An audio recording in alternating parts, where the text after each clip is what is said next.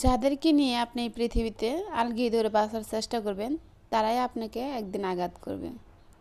সেই আঘাতে আপনি এতটাই পাথর হয়ে যাবেন যেন নিজেকে সর্বস্ব দিয়ে গুটিয়ে নেওয়ার জন্য চেষ্টা করবেন এবং করে যাবেন।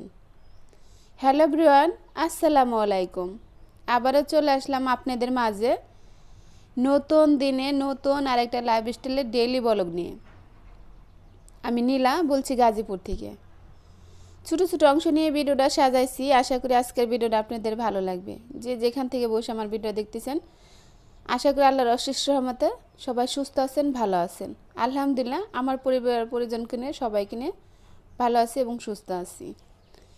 তো সোহান বাবা ঢাকা চলে যাবে, তাই সকালে গেছে 10টার দিক দিয়ে গিয়েছেন ঢাকা। তাই তাকে নাস্তা দিয়ে দিলাম, যে এত দেরি করে যাচ্ছে সকালে একটু নাস্তা খেয়ে যাক। তাই এখানে তার তো মানে সমস্যা, ঠান্ডা সমস্যা, গলা বসে গিয়েছে। তাই রং চা বানিয়ে দিছি, ডিম সেদ্ধ করে দিছি। ছোটো ছেলে আর সোহানের বাবা খেয়েছে। সোহান তো ডিম সেদ্ধ খায় না, ছোটো ছেলেও সাদা অংশ খায় না, শুধু কুসুমটা খায়। আর গতকালকের খিচুড়ি রান্না করা ছিল, সেটাই গরম করে দিয়েছি। আর সকালে এমনি কোনো নাস্তা বানানো হয় নাই। তো সকাল সকাল রান্নাটা বসিয়ে দেবো, কারণ সোহানের বাবা তো ঢাকা গেছে আর বাচ্চারা তো সকালে কোনো নাস্তা বানাইছে না, ওই খিচুড়ি গরম করে দিয়েছি, সেটাই খেয়েছে। বড়টা খায় নাই, বড়টা একবারে দুপুরেই খেয়েছে। তা আমি ফ্রিজ থেকে গোছ বের করে ভিজে রাখলাম, কারণ ঠান্ডার দিন না ওইগুলো সুরতে একটু সময় লেগে যায়। তো এখানে কিছু কাপড় ধুবো, কাপড় ভিজাবো। তো দেখি যে পাউডার নাই, তাই আমি বোতলে পাউডারটা ঢেলে নিচ্ছি। আসলে এই শীতের দিনে সব কিছু নোংরা হয় বেশি, কিন্তু আমি দেখলাম গরমের দিনে কিন্তু এত নোংরা হয় না। শীতের দিনে যে সব কিছুই মানে একটু বেশি বেশি লাগে। আপনি দেখবেন ঘর পরিষ্কার করে রাখবেন, ওই একদিনের জায়গায় 2 দিন যাবে না। তো এখানে আমি মানে কাপড় ধুয়ে তারপরে ঘরের অনেক কাজকর্ম করেছি, আপনাদের সাথে শেয়ার করিনি, কারণ সব কিছু যদি শেয়ার করতে চান না ভিডিওটা অনেক বড় হয়ে যাবে। তা আমি গোসলটাও করে নিয়েছি। এখানে দেখলাম যে চিরুনিগুলো ময়লা হয়ে গিয়েছে, শ্যাম্পু করছি, তাই আমি এই চিরুনিগুলো একটু ধুয়ে নিচ্ছি। চিরুনিগুলো সাদাটা দেখছেন, হয়তো বুঝে নিয়েছেন কতটা ময়লা হয়েছে। এগুলো কিন্তু আমাদের কাজের ভিতরে পড়ে। আসলে এখন তো শীতের সিজন না, একটু গলাটা আমি বয়স দিচ্ছি, একটু সমস্যাই হচ্ছে, আমি বুঝতে পারতেছি। আপনারা বুঝতে পারবেন কিনা জানি না, তারপর ক্ষমা দৃষ্টিতে দেখে নিয়েন। আর এই যে এই চিরুনিটা দিয়ে মাথা আছড়াইতে আমার অনেক ভালো লাগে। আমার বড় ছোট ছেলেটা কি করছে, চলুন তো ফ্যানের ভিতরে ঢিলা মারছে, ঢিলা মারার পরে ওই ফ্যানের সাথে লাগে পরে অন্তে 3টা চিরুনির দাঁত যে ওইটা ভেঙে গিয়েছে। তারপর আমি এটা ফেলে দিইনি, কারণ ওরা ওইটা দিয়ে হাসরা, আমি এইটা দিয়ে হাসরা, আমার কাছে লালটাতে মাথা হাসরাতে ভালো লাগে।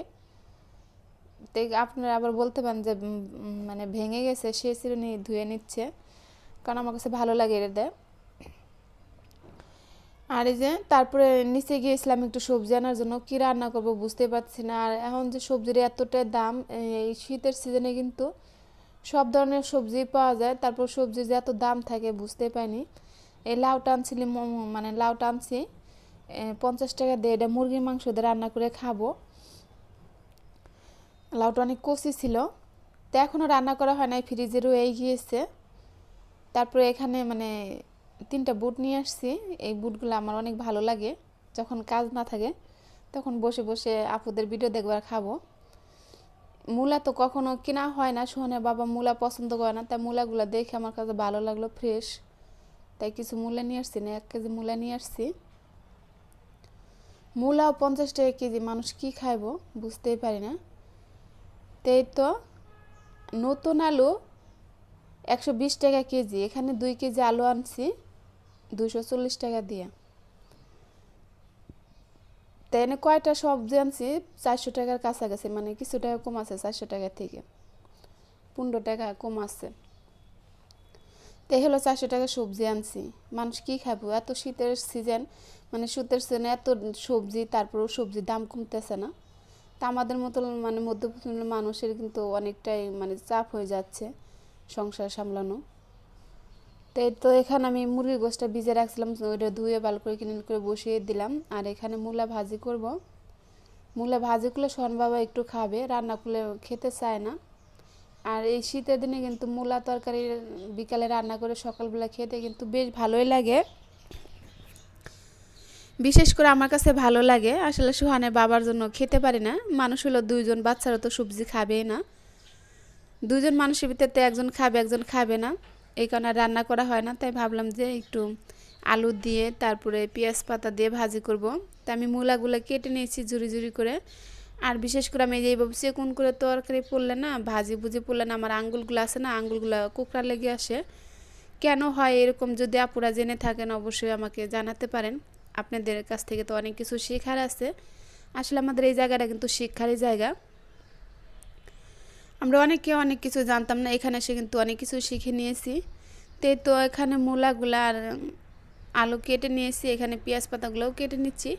আর এই পর্যায়ে আমার ভালোবাসার মানুষদেরকে একটা কথা মনে করে দিচ্ছি, যারা এখনও ভিডিও শুরুতে এই পর্যন্ত আছেন, একটা ভালোবাসা দিতে ভুলে গিয়েছেন, প্লিজ দয়া করে একটা ভালোবাসা দিয়ে দিবেন। কারণ আপনাদের এই একটা লাইকেই কিন্তু আমাকে পারবে আরও বেশ কিছু মানুষের সাথে পরিচয় করে দেওয়ার জন্য আর সামনের দিকে এগিয়ে নেওয়ার জন্য। কারণ আমরা তো এখানে আসছি মনের একটা স্বপ্ন নিয়েই, জানি না সেই স্বপ্নটা কখনো পূরণ হবে কি না। ইনশাআল্লাহ যদি আপনারা আমার পাশে থাকেন অবশ্যই সেই স্বপ্নটা পূরণ হতে পারে আপনাদের ধারায়। তা আশা করি আপনারা আমার পাশে থাকবেন, আমিও আপনাদের পাশে আছি। তো আমি এই মুরগির গোশটা কষিয়ে নিয়েছি। আর এটা তো শক্ত মুরগি, অনেক সময় লাগে রান্না করতে। তারপরে এখানে আমি 2টা নতুন আলু কেটে দিয়েছি। আসলে আলুটা দিয়ে রান্না করছিলাম অনেক, আমার ছোটো ছেলেটা পছন্দ হয়েছিল। ও শুধু আলুগুলাই বসে বসে খেয়েছে, আর কতক্ষণ পর বলছে আম্মু আমাকে একটু আলু দাও। তো তরকারিটা বসিয়ে দিয়েছি। আর এখানে যে মূলা ভাজিটাও বসিয়ে দিয়েছি, হালকায় হলুদ দিয়েছি। তারপরে কিন্তু মাশাল্লাহ খেতে বেশ ভালোই লাগছিল, কারণ খাওয়ার পর বয়স দিয়েছি। এটা শনিবারের ভিডিও ছিল। তো আমি ভাজিটার ভিতরে সব কিছু দিয়ে তারপর এখন মানে রান্না করে নিয়েছি। নামানো একদিক একটু ধনে পাতা দিলাম। এখন তো ধনে পাতার সিজন, মানে 10-20 টাকায় ভালোই ধনে পাতা পাওয়া যায়। আগে তো 50 টাকার 100 টাকার আলু না, এই 10-20 টাকার মতো দিছে না, মানে এরকম সমান ছিল। তাই ধনে পাতাটা দিয়ে আমি 2 মিনিটের মতো নিয়ে মানে চুলে লাড়াচাড় দিয়ে নামিয়ে নিয়েছি। আর এই যে তরকারি ফাইনাল লুকটা, আমার বড় ছেলে বলতেছে আম্মু আজকে তরকারিটা দেখতে যতটা সুন্দর হয়েছে খেতে অনেক মজা হয়েছে। তাই যে রান্নাবান্না শেষ, তারপরে কিন্তু আমি এখানকার সব কাজ করে নিয়েছি পাকঘরের। রান্না শেষে কিন্তু অনেকগুলাই হাঁডি বাসন হয়, সেগুলোও কিন্তু ধোয়া হয়, আপনাদের সাথে শেয়ার করে একদিন করি না। আর এই যে বিকাল টাইমে মানে কাপড়গুলোও তুলে নিচ্ছি, সেরকমভাবে শুকায় নাই, এখন ঘরে নিয়ে একটু লাড়ে দেবো, কালকে গরম দিয়ে পরে তুলে নিব। তো তার বাদের দিনকে যে আমি পরেই করছি, মানে কাপড়গুলা বাস করে পরে তুলে নিচ্ছি। আসলে একদিনে কাপড় কিন্তু এগুলো সব শুকায় না, তা কাপড়গুলো তুলে আমি এখানে রেখে দিচ্ছি। আর সাথে তো আমার ছোটো ছেলেটা আছে, কারণ বড় ছেলে না ঘুমাচ্ছে।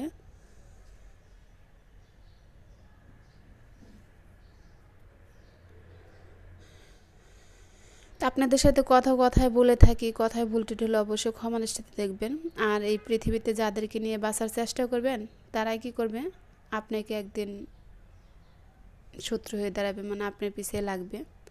আর সেই আঘাতে আপনি এতটাই পাথর হবেন, নিজেকে নিজে বদলিয়ে নেওয়ার জন্য চেষ্টা করবেন। এরকম কিন্তু অনেক ফ্যামিলিতে হচ্ছে, অনেক পরিবারে হচ্ছে। তো আমি কাপড়গুলো ড্রয়ারে তুলে নিলাম। আর আমার ছোটো ছেলে তো আমার সাথে আছে, ও বলতেছে যে এখানে কি আছে, মানে এখানে যে টিভি রিমোট রাখছিলাম আমি সেটাও খুঁজতে আসছে যে আছে কি না। তারপরে যে এখানে একটু বাহির থেকে ওদের নাস্তা এনে দিলাম। পুরিগুলো ওরা অনেক পছন্দ করে, আর এই পুরিগুলো একদম গরম ছিল, আমি ওদের সাথে খেয়ে নিয়েছি, ভালো লাগছে খেতে। ওদের তো এগুলো হলে আর কোনো কথাই নেই। তা আমি ওদের বের করে নাস্তাটা দিয়ে দিচ্ছি, সবাই একসাথে বসে খেয়ে নেব।